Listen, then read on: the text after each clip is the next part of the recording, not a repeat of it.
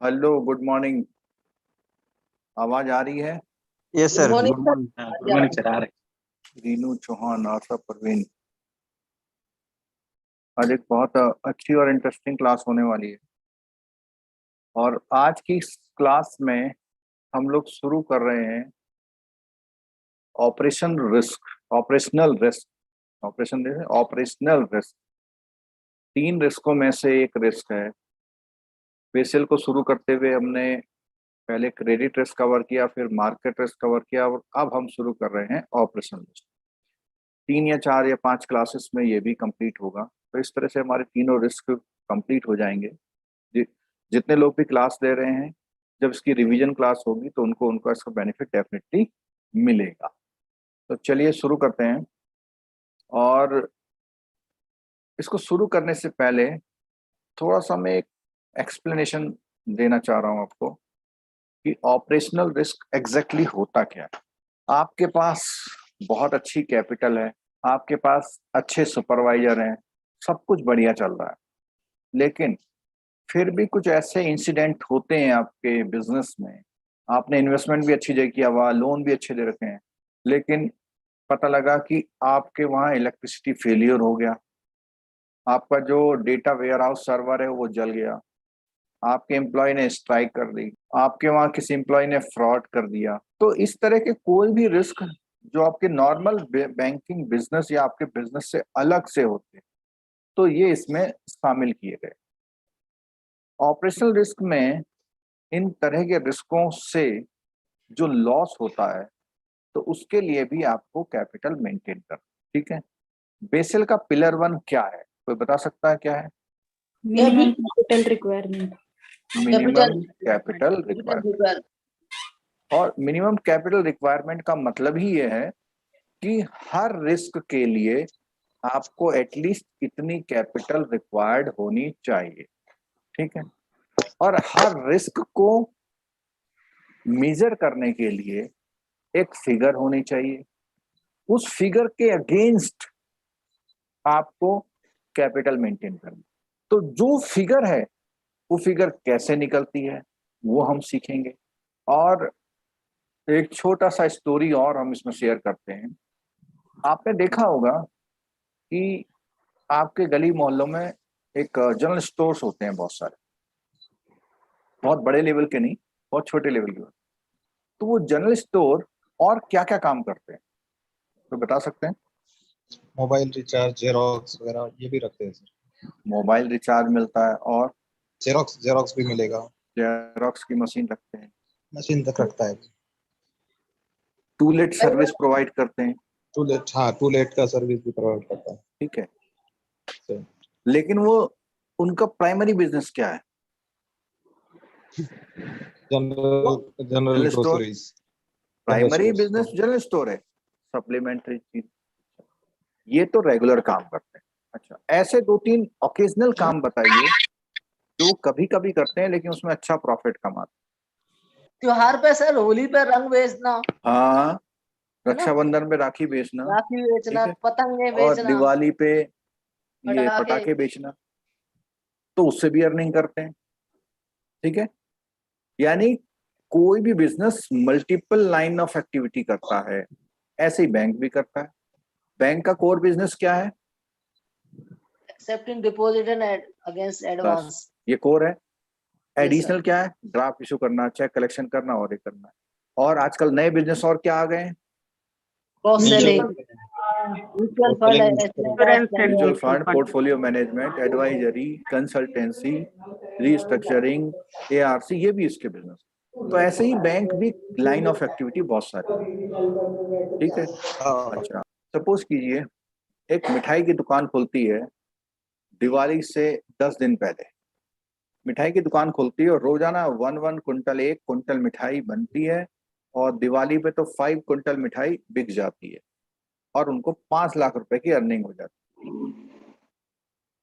दिवाली खत्म हो गया, और वो फैमिली कि भाई 5 लाख रुपए की इनकम हो, ये तो बड़ा अच्छा बिजनेस है, उस मनी को लेके, या उस मनी में से 4 लाख रुपए स्विट्जरलैंड घूम के आ गए, और और दुकान चलाने लग गए। दिवाली के बाद सेल क्या हो जाएगी मिठाई की? कम हो जाएगी। कम हो जाएगी। नौकरों की सैलरी क्या हो जाएगी? नौकरी की सैलरी बढ़ जाएगी सर। उतनी ही नहीं रहेगी रहेगी सर। ऑलमोस्ट। बिल्डिंग का किराया वही रहेगा। यस। ठीक है। तो जो आपने वो अर्निंग करी थी, वो अर्निंग आगे होने वाले लॉस को एब्जॉर्ब करने के लिए होती है। अब आप लॉस में आ गए। जो आपने कमाया था वो घूम के खर्च कराए। अगर वो आपको एज ए कैपिटल में होता तो आप उसी 5 लाख में से 2-3 महीने और सैलरी निकाल देते और थोड़ी थोड़ी अर्निंग शुरू हो जाती। ठीक है। चलो, ये तो एक नॉर्मल जनरल प्रोसीजर हो गया। अब हुआ ये कि आपने दिवाली में खूब मिठाई बेची, खर्च भी कराए, और इनकम अब आगे इतनी हो जा रही कि आप सैलरी दे पा रहे हैं, लेकिन 2 एम्प्लॉय जो अच्छा काम करते थे वो छोड़ के चले गए, तो आपको एक अचानक से सेटबैक आ गया, तो उससे आपका लॉस शुरू हो गया। तो कौन सा पैसा कम आएगा? बचा है, प्रॉफिट वही कमाया जो था, कमा रखा था। प्रॉफिट से। ठीक है। तो बैंक की भाषा में भी या फाइनेंशियल इंस्टीट्यूशन की भाषा में भी, कि जो भी आप पहले के प्रॉफिट कमाते हैं उनमें से कुछ हिस्सा ऑपरेशनल रिस्क के लिए रिजर्व रखना है आपको। ठीक है। और ये तो मैंने एग्जांपल दिवाली का दिया। फाइनेंशियल इंस्टीट्यूशन के लिए ऑपरेशनल रिस्क का के लिए कैपिटल मेंटेन करने का मतलब ये है कि आप लास्ट 3 ईयर की जो इनकम है उस इनकम का एवरेज निकालिए, उस मनी के अगेंस्ट में आपको अपनी कैपिटल मेंटेन कर। कॉन्सेप्ट समझ में आया कुछ? रिपीट करना सर। 3 ईयर का। हाँ सर, समझ गए। पास्ट 3 ईयर की जो आपकी इनकम है ओके। उसका एवरेज निकालना है। उस एवरेज का सर्टेन % आपको कैपिटल में मेंटेन करके रखना है। यानी पुराना कमाया हुआ पैसा सारा स्विट्जरलैंड में नहीं खर्च करना है, उस पैसे को वापस बिजनेस में ही लगा के अपनी कैपिटल बढ़ानी है, कि आगे आने वाले समय में जो लॉस होगा कौन से रिस्क की वजह से?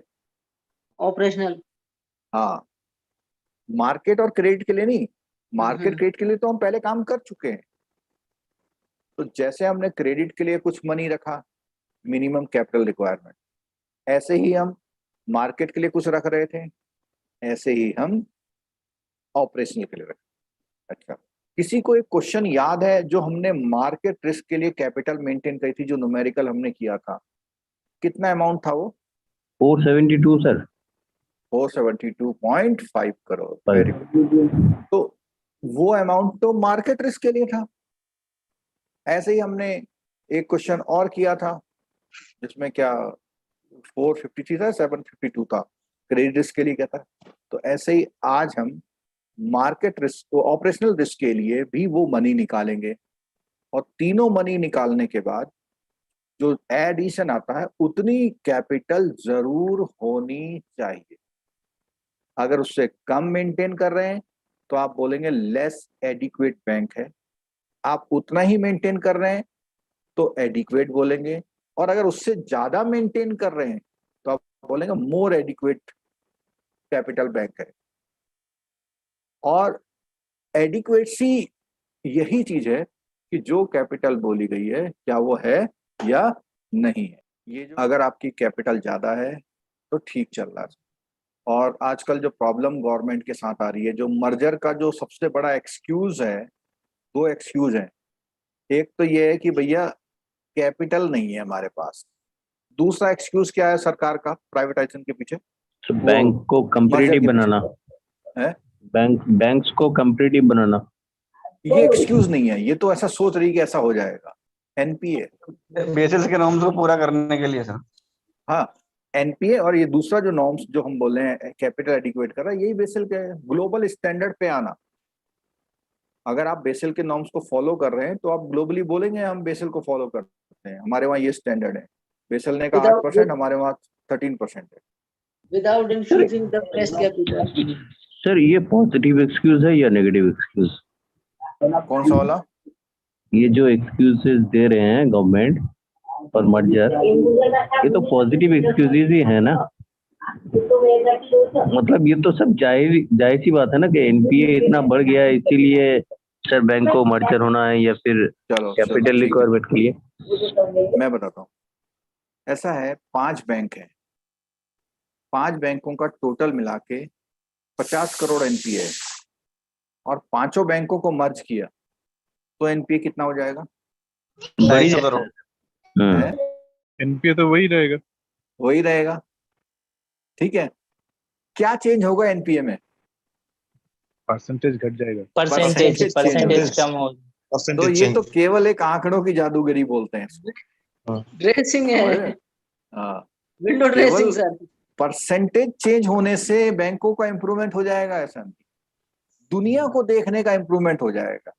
दुनिया कहेगी कि पीएनबी का जो एनपीए है वो 4.25%, ओबीसी का एनपीए 7.3% है। जब ओबीसी को पीएनबी में मिला दिया तो पीएनबी का जो एनपीए था वो 4.23 से 4.63 हो गया मान लिया, लेकिन ओवरऑल तो एनपीए 5 से नीचे ही रहा, लेकिन अमाउंट कम नहीं हुआ। ठीक है, अच्छा, कैपिटल जितनी बेसल को चाहिए उतनी होनी चाहिए।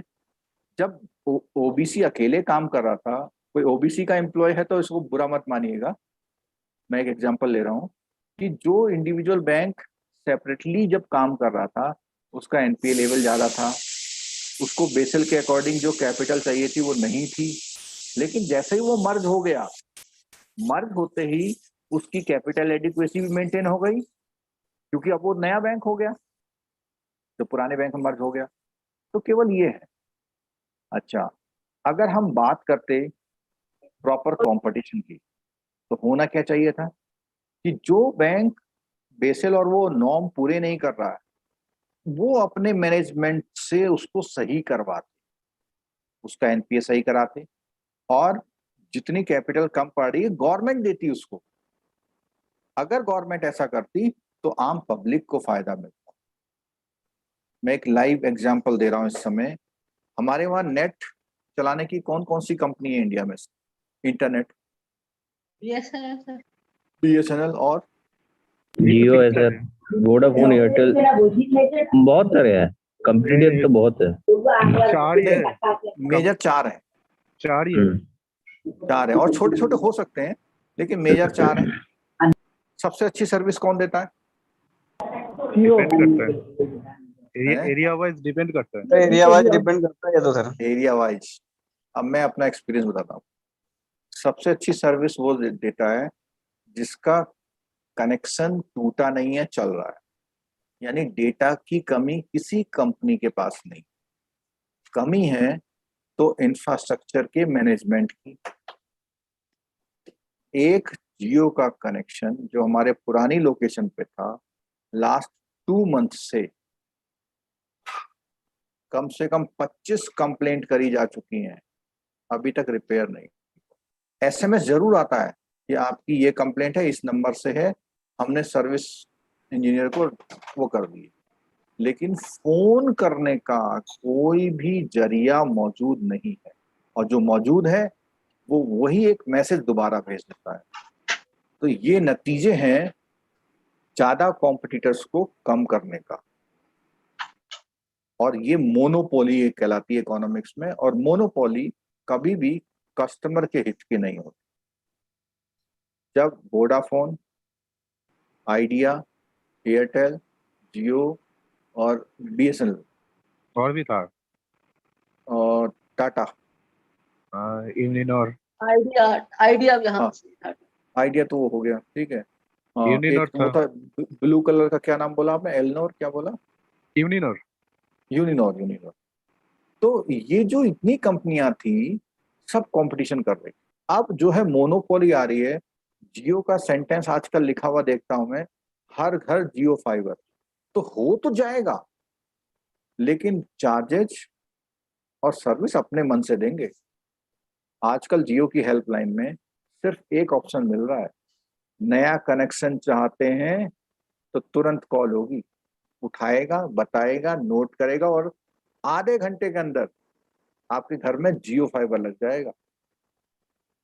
लेकिन कंप्लेंट नहीं रिसीव कर पा रहे, उनका ध्यान है हर घर जियो फाइबर। सर ये हल सब कंपनी का ही है। नहीं, मैंने ऐसा नहीं है। वोडाफोन जो वोडाफोन स्ट्रगल का कंपनी कंप्लेन है, नहीं कर पाया मैं। नहीं स्ट्रगल कंपनी है, वो कोशिश कर रही है, वो चाहती है कि कंप्लेंट को हम सुने और रिजॉल्व करें। बड़ी इसको जियो को फर्क नहीं पड़ रहा, अब इस स्टेटस पे आ चुका है। कितने करोड़ मैं सुन रहा था, 50 करोड़ 500 जियो मिलियन। कनेक्शन हो। हाँ 50 करोड़, 500 50 मिलियन क्रॉस कर गया। सर हाँ, इस तो मामले में 50 एयरटेल करोड़ बहुत तगड़ा है सर। है। इस मामले में एयरटेल बहुत तगड़ा है सर।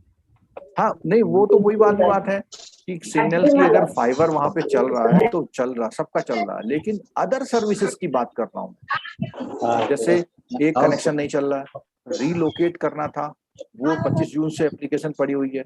ये इंजीनियर बोलता है रीलोकेशन की रिक्वेस्ट हम नहीं ले रहे हैं आजकल, और वो कहते हैं हेल्पलाइन में बात करो। तो ये समस्याएं बैंकों में भी आने वाली है। क्या बैंकों में आने वाली है? अगर 5 बैंक हो जाएंगे तो कौन प्रॉब्लम में आएगा बताओ जरा? प्रॉब्लम में आएगा। कस्टमर। कस्टमर ये आएगा, प्रॉब्लम उसे में चॉइस आएगा। नहीं रहेगा। आप हाँ, आप चॉइस नहीं रहेगा, और जो 5 बैंक अपनी लॉबी बना के काम करेंगे ना, वो कस्टमर को झेलना पड़ेगा। झेलना पड़ेगा। नहीं सर, से हो जाता है। इसका ये भी होगा, जो पब्लिक सेक्टर का कस्टमर है ना, वो उनको प्राइवेट पे जाने के लिए मजबूर कर रही है सरकार। हाँ, तो कम हो जाएंगे तो ऐसे ही होगा ना। होगा होगा, सही बात। अभी बीएसएनएल का 4G लॉन्च नहीं हुआ आज तक। हाँ, बीएसएनएल का 4G लॉन्च नहीं हुआ, 3G चल रहा है। तो कौन बीएसएनएल ले लेगा? वो पब्लिक को मना नहीं कर रहे, लेकिन बीएसएनएल को रिसोर्सेस नहीं दे रहे, कैपिटल नहीं दे रहे। सर उसके इंफ्रास्ट्रक्चर पे ध्यान नहीं है पूरा कुछ भी। वही कैपिटल नहीं दे रहे ना भाई। बीएसएनएल के पास 50,000 करोड़ रुपए आएगा तभी तो 4G की कनेक्टिविटी बिछाएगा। तो ऐसे ही समस्या आ सकती है इसमें। और ये जो कैपिटल नहीं देना, अच्छा कैपिटल नहीं देना तो ठीक है, सेल भी करना। कैपिटल नहीं देना तक तो ठीक है, बैंक कहेंगे हम संभल जाएंगे अपने आप, लेकिन सेल करना, कैपिटल नहीं देना और सेल करके और ले लेना, यानी सरकार को अपने खर्चे चलाने के लिए पैसों की कमी पड़ रही है। 1,75,000 करोड़ आरबीआई के पास जो पैसा होता था 5 लाख करोड़, वो बताते हैं अब नहीं है। लेकिन वेबसाइट पे गया आरबीआई की, तो नहीं उसमें है सर। 2014 के बाद डेटा ही नहीं है। आरबीआई की एक पब्लिश होती थी पूरी इकोनॉमिक, उसकी 2014 के बाद के डेटा ही नहीं है वेबसाइट में। तो ये सारी प्रॉब्लम्स से कस्टमर, मतलब यहाँ आप अपने आप को बैंक ना सोच के कस्टमर अगर सोचते हैं तो ये प्रॉब्लम्स आगे आने वाली हो सकती, जैसा मैं समझ पा रहा हूँ। आगे आने वाले में क्या पता क्या हो, अलग बात है, लेकिन जो मैं समझ पा रहा हूँ, ठीक है। तो ये जो कैपिटल वर्ड है, किसी भी ऑर्गेनाइजेशन, फाइनेंशियल इंस्टीट्यूशन या कंपनी को चलाने के लिए बहुत स्ट्रांग वो रखता है। और जिस कंपनी की कैपिटल अच्छी होती है उसके डेवलपमेंट के चांसेस ज्यादा होते हैं, और अगर उसको लॉस हो भी जाए तो वो बैठती नहीं है, यानी चलती रहती है। ठीक। कैपिटल कितनी चाहिए इसकी कैलकुलेशन के लिए क्या बताया मैंने, क्या देखते हैं कैपिटल की रिक्वायरमेंट क्या हो, इसके लिए क्या देखते हैं? लास्ट कैपिटल चार्ज नहीं 3 years का प्रॉफिट, 3 ईयर का प्रॉफिट नहीं, नो इनकम, इनकम। कान खोल के सुन लो, यहाँ वर्ड इनकम यूज होगा, और इनकम में भी एक और वर्ड नेट प्रॉफिट। नहीं, प्रॉफिट तो यूज होगा ही नहीं, इनकम। अगर लॉस हुआ तो है अगर ये जो क्वेश्चन आपने पूछा, लॉस हुआ उस ईयर को छोड़ देंगे आप, यानी पिछले 3 कंटिन्यूस वाला लॉस हुआ तो बिल्कुल नहीं। क्यों? क्योंकि आप तो जो आपकी कैपिटल है वो तो वैसे ही कम होती चली जा रही है। अगर आपको लास्ट 3 ईयर में लॉस है तो आपको ऑपरेशनल रिस्क के लिए कोई कैपिटल नहीं रिक्वायरमेंट है, क्योंकि आप तो जो भी रिक्वायरमेंट थी सब दिए चले जा रहे हैं। अगर लास्ट 3 ईयर में किसी ईयर में लॉस है उसे छोड़ के 2 साल का निकाल दें, अगर लास्ट 3 ईयर में एक ही साल फायदा हुआ है तो उसका लेके चलेंगे एवरेज, ठीक है। तो चलो हम इसमें देखते हैं, थोड़ा सा थ्योरेटिकल पॉइंट पे आते हैं पहले जरा। ये आपकी बुक में कहाँ है देखना, 10.11 है पॉइंट ये, 10.11 capital charge for operation risk. इसमें क्या बोलते हैं यहाँ पे, definition of operational risk, definition of operation is defined the risk of loss resulting from inadequate or failed internal process, people, system or from external event। इतनी चीजें कौन कौन, आपका इंटरनल प्रोसेस फेल हो जाए, लोग फेल हो जाए, आपका सिस्टम फेल हो जाए, या बाहर से कुछ ऐसा हो जाए जिसकी वजह से ऐसा हो गया। This definition include legal risk but exclude strategic and reputational risk. Reputational और स्ट्रेटेजिक रिस्क ऑपरेशनल रिस्क में नहीं आता, लेकिन लीगल रिस्क का पार्ट ऑपरेशनल रिस्क में आता है। लीगल रिस्क में क्या होता है अलग से बात करें। Legal risk include but it is not limited to exposure of fines, penalty, punitive damage resulting from supervisory action as well as private settlement. वो कह रहा है कि जो लीगल रिस्क है वो इंक्लूड तो होता है, लेकिन सिर्फ इनके लिए ही इंक्लूड नहीं होता, और भी कुछ हो सकते हैं। जैसे कई बार क्या होता है, लॉ के अकॉर्डिंग आपको फाइन पड़ गया, आपने रिटर्न डिले करी, तो लॉ में लिखा हुआ रिटर्न डिले करी तो आपको इतना पेमेंट देना है, ठीक है। अच्छा, मेजरमेंट की बात आती है। जो लोग पहले से क्लास ले रहे हैं उन्हें ये 3 लाइनें समझने में बिल्कुल प्रॉब्लम नहीं होनी चाहिए। क्या है 3 लाइनें? Approach sir, risk approach, approaches हैं, कैलकुलेशन के मेथड है, कैलकुलेशन के मेथड है। और इन कैलकुलेशन जो कैपिटल की एडिक्वेसी है उसको NCAF बोला जाता है, न्यू कैपिटल एडिक्वेसी फ्रेमवर्क। नए तरीके से कैसे निकालें, बेसिल 3 में ये सब चीजें डिफाइन की गई है, ठीक है। 3 मेथड इसमें बताए गए, ठीक है। और BIS का मतलब, BIS का मतलब वो बता सकता है? Bureau of international standards, banks of international settlement. ठीक है। ये जो आपने वो बोला ब्यूरो ऑफ इंटरनेशनल स्टैंडर्ड, वो शायद ब्यूरो ऑफ इंडियन स्टैंडर्ड है। हाँ शायद सर, शायद। हाँ, अच्छा, BIS का यहाँ मतलब है बैंक फॉर इंटरनेशनल सेटलमेंट। जैसे इंडिया में RBI है, ऐसी दुनिया के लिए कॉमन बैंक टाइप का है, ठीक। तो contemplating to repeal AMA and intend to come out with a new approach called the standardized। तो उसने क्या है, स्टैंडर्डाइज मेजर अप्रोच के साथ आया, न्यू अप्रोच, कुछ उसमें बदलाव किए। और bank are interest to move along the spectrum available approach, तो इन्हीं अप्रोचों से काम करना उसने। और जो ये NCAF है, provide that internationally active bank and banks with significant operational risk exposure are expected to use an approach that is more sophisticated than the basic indicator approach and that is appropriate for the risk for the institution। कहने का मतलब यह है कि जो significant operational risk exposure वाले bank हैं उनको बेसिक इंडिकेटर अप्रोच से उठ करके और अच्छी अप्रोच यूज करनी है। क्या बात समझ में आई, बताओ, केवल यही वाली बात बताओ, क्या कहना चाह रहा है? ये बेसिक इंडिकेटर अप्रोच इतना फायदेमंद नहीं है regarding calculation of capital from operational risk point of view. हाँ, उन लोगों के लिए जो ऑपरेशनल रिस्क से ज्यादा एक्सपोज हो रहे हैं, जिनके वहां ऐसी दिक्कतें ज्यादा हैं, तो वो BIA से काम ना करें, वो BIA से ऊपर सेकंड अप्रोच पे आए या थर्ड अप्रोच पर आए, ठीक है। तो इंडिया में कौन सी अप्रोच यूज होती है? इंडिया में अभी जितने भी बेसिल रिपोर्ट देखोगे आप, बेसिल डिस्क्लोजर बोलते हैं रिपोर्ट, वो रिपोर्ट में BIA से निकाला हुआ है। एक क्लास में मैंने दिखाया था, स्टेट बैंक का बेसिल डिस्क्लोजर रिपोर्ट दिखाया था, है ना, उसमें BIA अप्रोच लिखा हुआ था, ठीक है। तो ये क्वेश्चन आपके 1-2 बार आ चुका है, ठीक। और अप्रोच कब यूज होती है? जब आप सिग्निफिकेंट ऑपरेशनल रिस्क एक्सपोजर में हो। तो however to begin with, bank in India sell compute the, किससे करेंगे बैंक इंडिया में? Basic indicator. हाँ, Reserve Bank will review the capital requirement produced by the BIA for generally credibility, especially in relation to the bank's peer, and in the event of the credibility is lacking, appropriate super। तो कहता है अगर देखता है India, तो RBI देखता है कि भाई इंडिया में अब हमें बेसिक इंडिकेटर अप्रोच से ऊपर दूसरी अप्रोच यूज करनी है, तो वो गाइडलाइन दे देगा। ठीक है, अब BIA की बात आते हैं। ये एक बहुत ही कॉम्प्लिकेटेड सा फॉर्मूला यहाँ लिखा हुआ है। इस फॉर्मूले को हम सिंपल करते हैं। क्या सिंपल करते हैं? पहली बात तो ये है KBI। के का मतलब यहाँ पे क्या है? कैपिटल। कैपिटल, लैटिन में कैपिटल, कैपिटल चार्ज। कौन सी अप्रोच से? Basic indicator. तो फॉर्मूला क्या है? फॉर्मूला कहता है समेशन ऑफ GI। GI का मतलब क्या है? Annual growth income. Gross income. GI का मतलब ग्रॉस इनकम। समेशन का मतलब क्या होता है?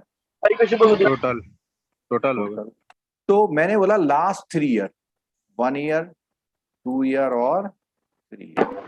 लास्ट 3 ईयर में जो भी आपकी ग्रॉस इनकम होगी उनको आप ऐड करिए, और ऐड करने को हम लोग क्या बोलते हैं? समेशन। सर अगर तीनों साल लॉस हो जाए तब क्या करेंगे सर? नहीं लेंगे, बिल्कुल नहीं लेंगे। तो क्यों? उसका ऑपरेशनल रिस्क का कोई कैपिटल नहीं निकलेगा? नहीं, मैं बताऊं उसका रीजन बताऊं। जब जब आप लॉस उठाते जा रहे हैं तो आप इतने सरप्लस इनकम में आ ही नहीं रहे हैं कि आप फ्यूचर के लिए कुछ रखें। आप ऑलरेडी अपनी कैपिटल को उतना घटा दिए, मतलब उतना एक्सपोज कर लिए। यानी आप ऑलरेडी आप इलाज करा रहे हैं, अपना दवाई खा रहे हैं उसको, यानी लॉस में है तो अपनी मेहनत कर रहे हैं कि कैसे हम प्रॉफिट में आए। लेकिन जो लोग खूब पैसा कमा रहे हैं उनकी कमाई अचानक से गड़बड़ा ना जाए, और गड़बड़ा जाए तो उनका बिजनेस उसी तरह चलता रहे, इसीलिए ग्रॉस इनकम को लिया गया। अब है ये N का मतलब क्या हुआ है? N का मतलब है जितने भी ईयर के लिए लेंगे, 1 to N। 1 to N का मतलब 1 2 3। तो N का मतलब यहाँ पे कितने साल का लेना है? 3। 3 साल।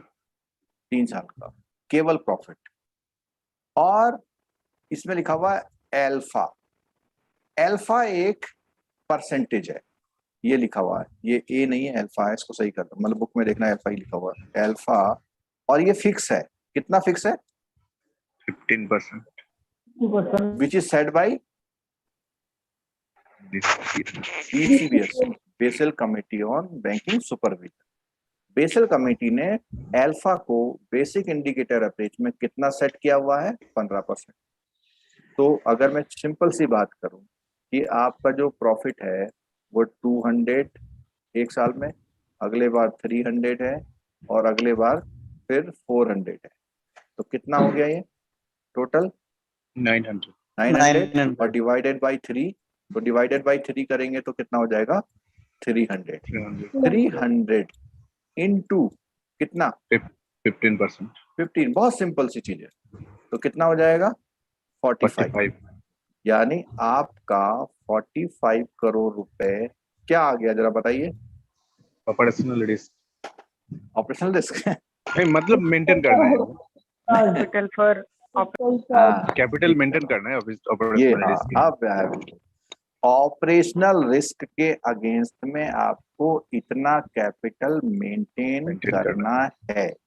यानी अगर आपके पास 600 करोड़ की कैपिटल है तो उस कैपिटल में से 45 की कैपिटल आपकी अगेंस्ट किसके मेंटेन हो रखी है? Operational risk. ठीक है, और मैं ऐसा करता हूँ, इस बैंक की कैपिटल 1600 कर देता हूँ। 45 तो हो गया ऑपरेशनल रिस्क। मार्केट रिस्क हमने कैलकुलेट किया था 472.5। ये कुछ लोगों ने क्लास नहीं ली होगी तो परेशान नहीं होगे। और क्रेडिट रिस्क के लिए मान लिया हमने कहा कि 500 ये चाहिए। तो एक बैंक को 500.5 कर लेते हैं, थोड़ा सा राउंड ऑफ हो जाए। कितना हो गया अभी? 1018 हो गया।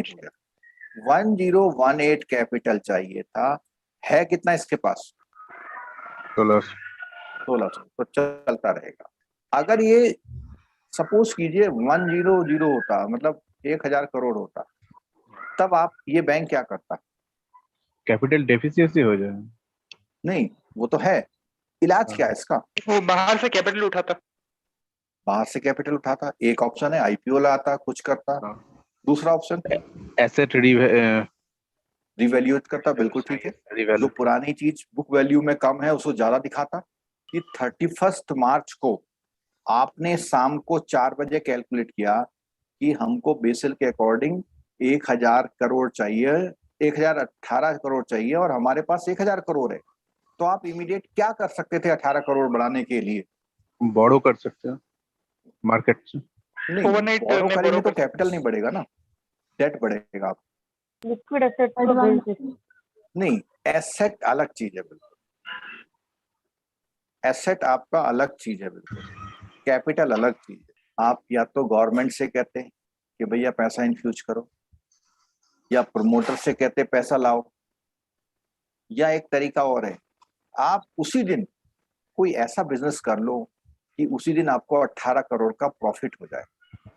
क्या हो जाए? प्रॉफिट। प्रॉफिट। तो जब आप 31 तारीख की बैलेंस शीट बनाओगे तो प्रॉफिट कहाँ जुड़ के आएगा? कैपिटल। कैपिटल में, यस सर। लायबिलिटी यानी साइड उस ईयर का होने वाला प्रॉफिट भी तो शामिल होगा उसमें। तो आपको उस ईयर में प्रॉफिट 18 प्लस ही करना है, तो आप बेसिल को फॉर्म के नॉर्म्स को फॉलो कर लें, और नहीं होगा तो आपकी उस साल की रिपोर्ट में हमेशा ये लिखा रहेगा कि इस बार की आपकी कैपिटल कम थी। वो अलग बात है कि आप 2 दिन के अंदर, 5 दिन के अंदर ये कहीं से अरेंज कर दो।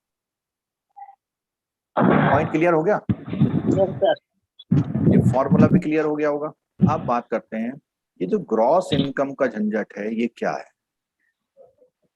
ग्रॉस इनकम होता क्या है? तो इसने बोला net interest income plus net non interest income को अगर हम जोड़ लें, उसका नाम है ग्रॉस इनकम। अब ग्रॉस हमेशा जैसी वर्ड आता है तो उसमें एक से ज्यादा आइटम आते हैं। तो कौन कौन से आइटम है?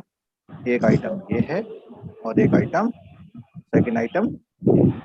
इंटरेस्ट इनकम आपको कहाँ से मिलती है? Loans and advances. और कहाँ से मिलती है? और जो मार्केट में इन्वेस्ट करते हैं, हाँ, इन्वेस्टमेंट से मिलती है। ठीक है, यहाँ से तो आपको इंटरेस्ट इनकम मिल गई।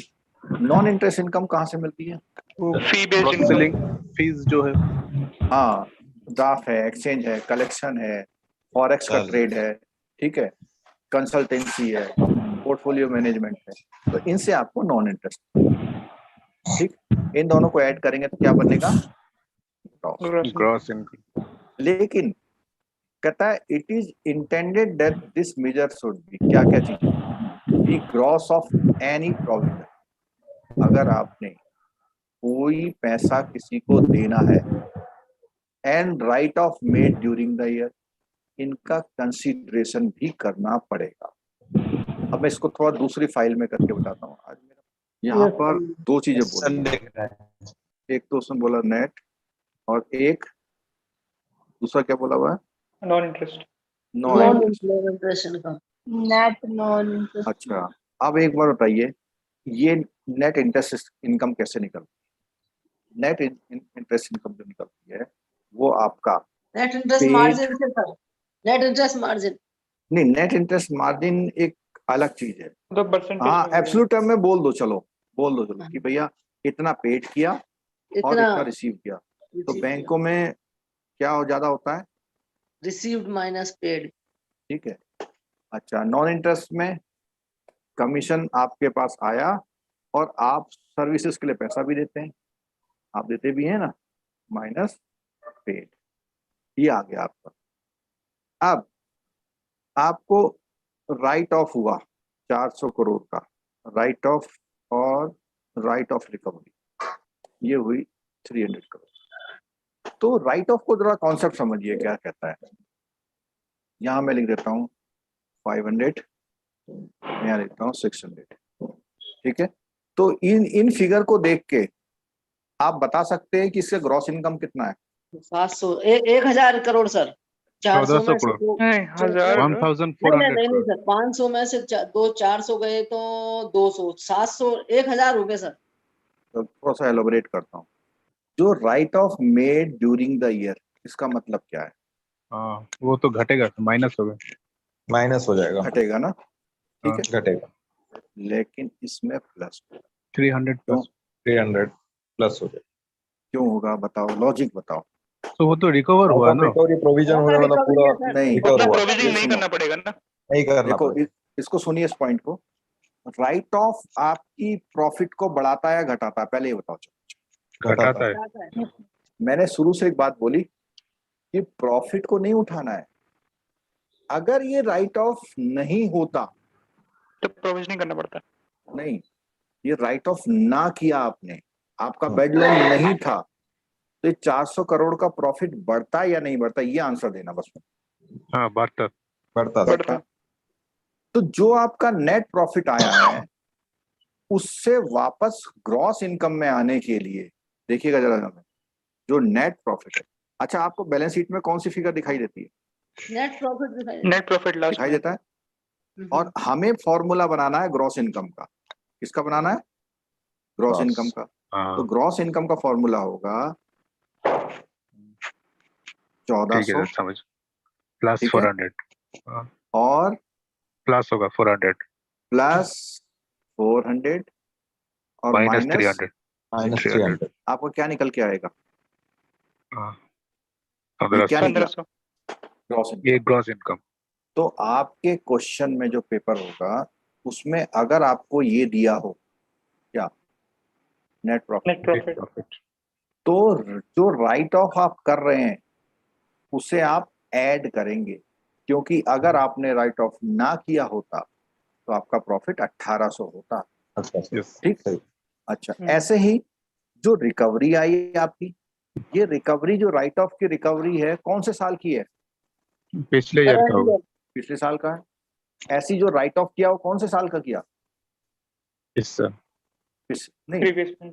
ऊपर भी पिछले साल का होता है। पिछले हाँ। साल का। यानी वो पुराने वाले इफेक्ट हटा दो इसमें से। ये राइट ऑफ की इंसिडेंट ना होती तो आपकी ग्रॉस इनकम जो है वो 1500 होती या प्रॉफिट भी 1500 होता। तो मैं यहाँ पे ये समझाना चाह रहा हूँ कि ऐसे अमाउंट, अच्छा एक अमाउंट और लेता हूं मैं, प्रोविजन। प्रोविजन है यहाँ पे 800 करोड़ का। इसका क्या इम्पैक्ट पड़ेगा बताइए यहाँ पे? ये भी ऐड होगा। ऐड होगा सर, ऐड होगा। ऐड होगा, क्योंकि ये जो प्रोविजन करना कहाँ से उठ के कहाँ से जाता है आपका? इनकम से ही जाता है। इनकम, इनकम से जाता है। अगर प्रोविजन ना करना होता तो इसमें जो है ये जो अभी प्रोविजन और राइट ऑफ वाली लाइन पढ़ रहे थे ना, उसका मतलब यही है कि उसको एडजस्ट करोगे आप, ये सोचते हुए कि भैया ये ना होता तो बताओ हमें। और इसीलिए बेसिक इंडिकेटर अप्रोच में नेट प्रॉफिट का यूज नहीं किया गया है, ग्रॉस इनकम। कि इस साल की पोजीशन आपकी कैसे चल रही है? क्लियर हुआ कुछ point? Yes sir. Yes sir. चलो और देखते हैं, भी थ्योरी पे आते हैं वापस। तो क्या बोला उसने? बोला बी ग्रॉस ऑफ, कहता है प्रोविजन और राइट ऑफ अमाउंट को ग्रॉस कर लेंगे आप, जो उस साल जो मैंने करके दिखाया आप। ठीक है। Be gross of operating expenses, जो आपने ऑपरेटिंग एक्सपेंसेस किए हैं उसको भी आप इनकम में शामिल कर लो, क्योंकि प्रॉफिट में ऑपरेटिंग एक्सपेंसेस क्या कर दिए जाते हैं? माइनस होता है। माइनस कर दिए जाते हैं। तो यहाँ ग्रॉस बनाने के लिए क्या करेंगे? ऐड कर दें। प्लस कर देंगे। इंक्लूडिंग फीस पेड करी है आपने आउटसोर्सिंग सर्विसेज की, उसको भी ऐड कर लेंगे। In the addition to fee paid of services that are outsourced, fee received by bank that provide outsourcing services shall be included in the definition of growth. तो ऐसी फीसेस जो आपने outsourcing के नाम पे करी है, उसकी वजह से आपका प्रॉफिट कम हो गया है, उसको भी कर लो। कारण क्या है कि जो भी आप पे कर रहे हैं वो पैसा कहाँ से ला रहे हैं? इनकम से। इनकम से ला रहे हैं। तो ये ग्रॉस इनकम में आने का एक तरीका है। नेट प्रॉफिट से उल्टा चलो। Exclude reversal during the year respect of the provision. अब ये क्या है? ऊपर का उल्टा, वो जो राइट ऑफ और उसका बताया ना, उसका उल्टा कुछ कर रहे हैं, तो उसका काम करो। Exclude income recognise from the disposal of item movable और मूवेबल प्रॉपर्टी। अब देखना, यही सी एग्जाम्पल में मैं आपको एक एग्जाम्पल देता हूं कि आपके पास सेल ऑफ आइटम्स आए 500 रुपीज, तो इसका क्या इम्पैक्ट पड़ेगा नीचे? माइनस करेंगे शायद। माइनस करेंगे, क्योंकि इसने आपके प्रॉफिट को क्या कर दिया? बढ़ा दिया। बढ़ा दिया तो आप माइनस करेंगे। Exclude realise profit loss from the sale of security, ऐसी सिक्योरिटी जो आपने रखी तो 5 साल के लिए थी लेकिन बीच में ही कमा लिया प्रॉफिट, जो प्रॉफिट आपको बाद में होना था उसे अभी कमा लिया, तो सेल ऑफ सिक्योरिटी का पॉइंट आ गया। तो सेल ऑफ सिक्योरिटी के प्रॉफिट को भी बिल्कुल वही ट्रीट करेंगे। तो यहाँ पे माइनस सेल ऑफ कौन सी सिक्योरिटी बोलते हैं, HTM security, head to maturity. हाँ टिल मैच्योरिटी, मतलब जिसको आपने रखना था लेकिन फिर भी आपने बीच में करके 300 रुपए का 300 करोड़ कमा लिए। ठीक है, और क्या है next point, exclude income from legal settlement in favour of the bank. अब पता लगा कोई आपने कंज्यूमर केस में या कहीं कोई केस डाल रखा था जिससे आपको कंपनसेशन मिला 500 करोड़ रुपए का, तो वो आपका ऑपरेटिंग इनकम तो है नहीं, वो तो एक एडिशनल इवेंट से आपको पैसा आया, उसको भी क्या करेंगे, माइनस कर देंगे। Exclude other extra ordinary regular item, ऐसी और भी कोई चीज है। से इनकम एंड एक्सपेंडिचर भी लिखा है, एक्सपेंडिचर को क्यों माइनस कर दें? वो प्लस में आएगा, मतलब एक्सक्लूड करने का मतलब माइनस नहीं होता है, कहता है उन आइटमों को इस इफेक्ट से हटाना। तो इनकम होगी तो उसे आप माइनस करेंगे अगर हुई होगी, और कोई एक्स्ट्रा खर्चा हुआ होगा उसे आप प्लस कर देंगे। प्लस करेंगे। हाँ हाँ, मतलब यहाँ एक्सक्लूड का मतलब है कि इसका जो भी आइटम चाहे इनकम हो एक्सपेंडिचर उसे हटाना, हटाने का मतलब जोड़ना है तो जोड़ो, घटाना है तो घटाओ। ठीक है ठीक है। Exclude income derived from insurance activity, income derived from writing insurance policy. अब ये राइटिंग का मतलब क्या है यहाँ पे, तो जो अंडर राइटिंग अंडर राइटिंग होती है, बिल्कुल ठीक, जो अंडर राइटिंग होती है वो चीज के साथ, ठीक। तो वो अगर हो तो उसमें करेंगे insurance claim in favour of the bank, कोई क्लेम आपको मिल गया हो। तो अभी आपको बात समझ में आई। होमवर्क ये है आपका कि ऐसे न्यूमेरिकल्स जहां पर भी कहीं मिलते हैं, कोर्स में तो एक डाला हुआ है मैंने, चलो उसी को डिस्कस कर लेते हैं, अगर टाइम 15 मिनट लगा लें। Yes sir. हाँ यही कर लेते हैं चलो। और इसके अलावा एडिशनल मटेरियल जो हमने कई बार बोला हुआ भाई, टूर सर का है, कहीं पे CDTI का है, किसी का भी मिलता है, तो अब आप क्वेश्चन करेंगे तो आपको दिक्कत नहीं होनी चाहिए। कॉन्सेप्ट अगर आपको समझ में आ रहा है तो आप प्लस माइनस दिमाग लगा सकते हैं। मार्केट रिस्क वाले वीडियो मैंने डाल दिए थे उसमें। हाँ ऑनलाइन वाले वीडियो देख रहा हूँ ना, वो सिर्फ 89 वीडियो है, जबकि अपन 145 के लगभग चल रहे हैं। बाकी वाले कहाँ मिलेंगे वो? कुछ JIB के भी है ना उसमें, अच्छा, वो जो प्योर JIB के हैं वो हटा देते हैं ना उसमें से, वो आपके में नहीं डलते ना। ये आपके कोर्स में वीडियो है लेकिन मैं पॉइंट डिस्कस कर रहा हूँ। ये क्वेश्चन दिख रहा है आपको सामने, इसमें 3 ईयर का वो दिया हुआ है और नेट प्रॉफिट लिखा हुआ है, नीचे staff expenses, right of recovery वाला, ठीक है। तो पहला वाला देखिए आप, कितना है प्रॉफिट, कितना है 400। उस 400 में जो एक्सपेंसेस हैं उनको क्या करेंगे आप, ऐड राइट ऑफ रिकवरी को क्या करेंगे, माइनस। ठीक है। एक्स्ट्रा ऑर्डिनरी इनकम को क्या करेंगे, माइनस। राइट ऑफ मेड को क्या करेंगे, प्लस होगा। प्लस। तो ऐसे करेंगे तो ये कितना आ जाएगा इसका आंसर, 600 माइनस 500 100 आ जाएगा, ठीक है। इस साल का 100 आ गया। ऐसी नेक्स्ट ईयर का देखते हैं, नेक्स्ट ईयर का आंसर बता सकते हो आप लोग? चलो, मैं एक चीज आपको बता दूं पहले, 500 ये ब्रैकेट में लिखने का मतलब क्या होता है, माइनस में नेगेटिव। इस वाले को आप नहीं लेंगे, कुछ नहीं सोचना आपने। इस वाले को देखिए 300, 100, 100 में 100 गया 0 और 200 कितना आया 200। इनका एवरेज कितना आएगा, 150। उस ईयर को छोड़ दिया आपने, ठीक है।